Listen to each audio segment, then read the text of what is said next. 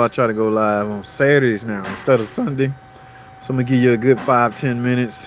Y'all saw the title, y'all saw the headline. Now let's see what I got going on.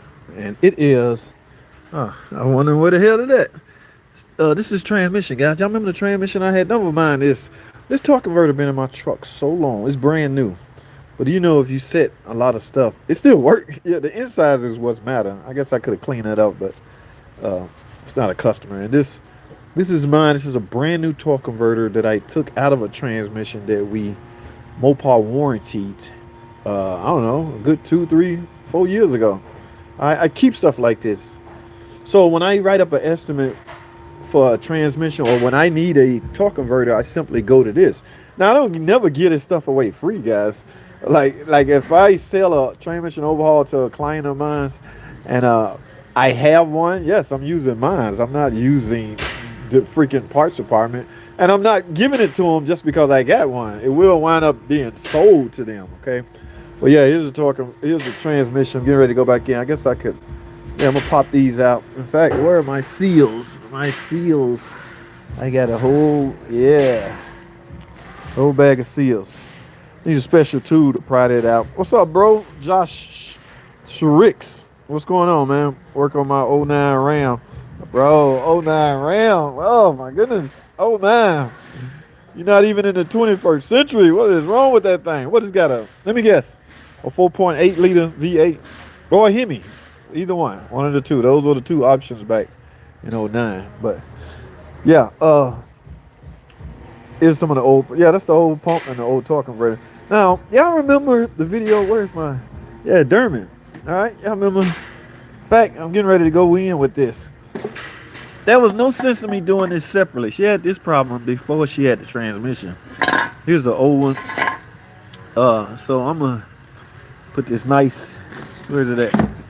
Yeah, y'all saw that video. Derman saved the day.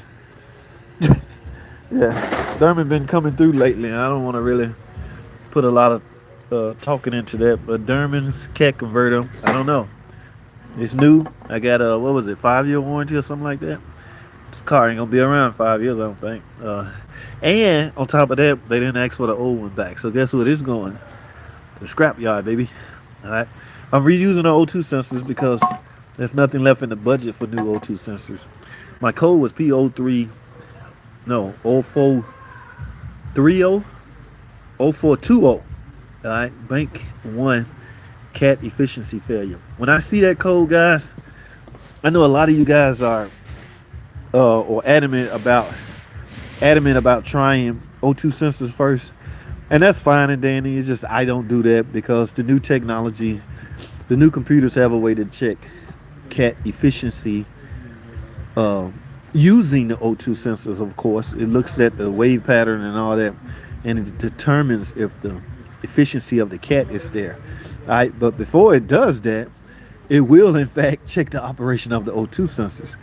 So if you see if you see a problem with the O2 sensor, there is no need to run a cat efficiency test. It's called prioritizing, and that's what the computer do. It will prioritize these two, upstream and downstream. So look at the waveform. If it's doing this, if downstream doing this, there's a problem. All right, could be the O2 sensor. So it will flag an O2 sensor code. All right, and same with the upstream. But if it flags a efficiency problem with the converter, best believe it has already ran tests in the operation of the O2 sensor and confirmed that in fact the O2 sensor is capable of doing their job. Now, depending on the mileage, a lot of mechanics will go ahead and replace both. I am one of those. I do the same thing. If you over 100,000 miles and you need a cat, you getting 2 O2 sensors. If you have 50,000 miles, you need a cat, you getting a cat. All right. Chances are you under federal emission warranty at that point. But yeah, a lot of my decision making process is done via or based off the mileage of the vehicle. All right, so I'm not gonna spend a lot of time there. I can throw all that away. Oh, this wasn't too bad. Now that converter was easy as hell to get out because the trans is out. Yeah, look, I came straight through here. Before, I would have had to unhook a whole bunch of stuff. But guys, when you got a trans out, this is a good time to. This is a 3.6 Pentastar. It's a good time to check for any oil leaks. It's a good time to look right in this area and see if you see oil that would indicate the rear main seal is a problem. Okay, there's a good time. There's a good chance to do a lot of things. Take a real good look at those plastic fittings up there. You don't want these to fail. You see those are aluminum. Those are the one. Remember the video I did? I'm gonna card it right here. Yeah, those are that's the hose assembly that I replaced about 2-3 months ago. All right. Yeah, this one you can look. The starter's still in there. Yeah, I like those kind. Can just come back on the 8 HP. The freaking everything got to come out just to get the starter out. Thank you. Now I saw some failed motor mounts. This is the thing about dealing with. Yeah, it's crazy because these motor mounts are broken. This is a good time to do them. But again, she's out of money, and I'm thinking I might be about to buy this car from her. I don't know. I don't want to, go there. But anyway, guys, yeah, I just wanted to jump on for a good 5-10 minutes. It's gonna take me roughly 30 minutes to get this bolted in. Remember, I don't know if I said this is the one you should start with because this is beveled, all right? So technically, this should be down here. But when you're coming off, you're not too concerned with it. But when you're going back on, you might want to rotate that crank because that should be the first one you start with. All right, because of the way it's made, that hole is made, and yeah, okay. Now what else we can talk about? That's about it, guys. Let me see. What did I find? Let me show y'all some of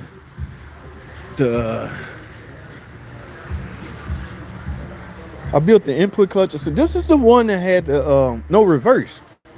All right, I haven't uploaded that video yet. This is the one with the compounding. So here's the old seals, the piston. Yeah, I needed a special tool. You gotta have that special tool. Yeah, this compounded cage drum broke.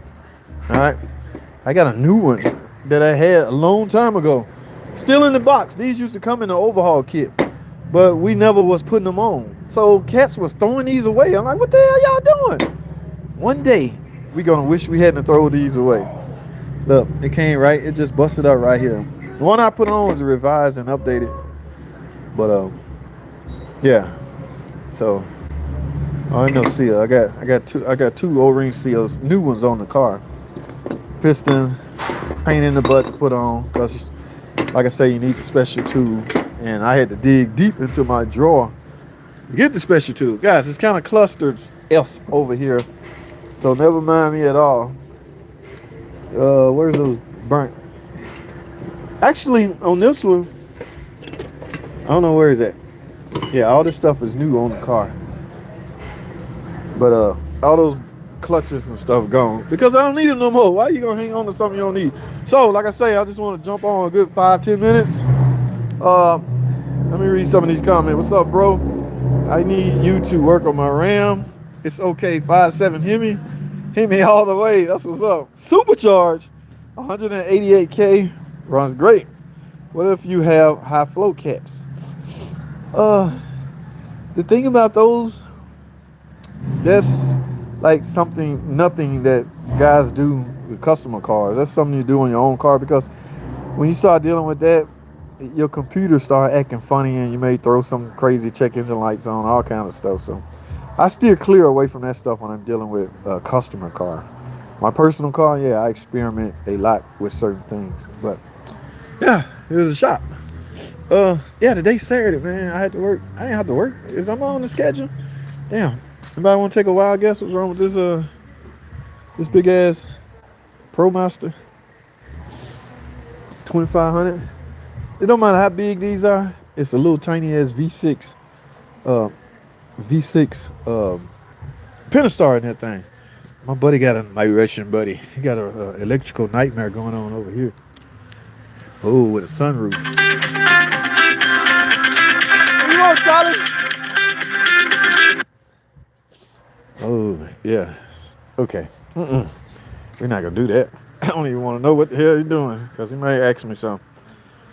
F is this Decatur. What? I got a 3-liter Ducati Maxi. Okay. Guys, I got to go. That's my time. I want to jump on for a good 10 minutes, because I'm about to get this cat converter in and this transmission in. and then I'm done for the day. All right. So it's got stainless work headers, but it's throwing O2 sensor codes. And you wondering, so you got all this stuff on here, and you wondering why you throwing O2 sensor code? I figured it's cause of the absolutely the flow rate going through the exhaust system is not pleasing to the eye of the computer. Yes, you will have all of that. When you start compromising your exhaust system, there's a chance you can end up with codes and checking your lights and all that. I gotta go, guys. Thanks for tuning in.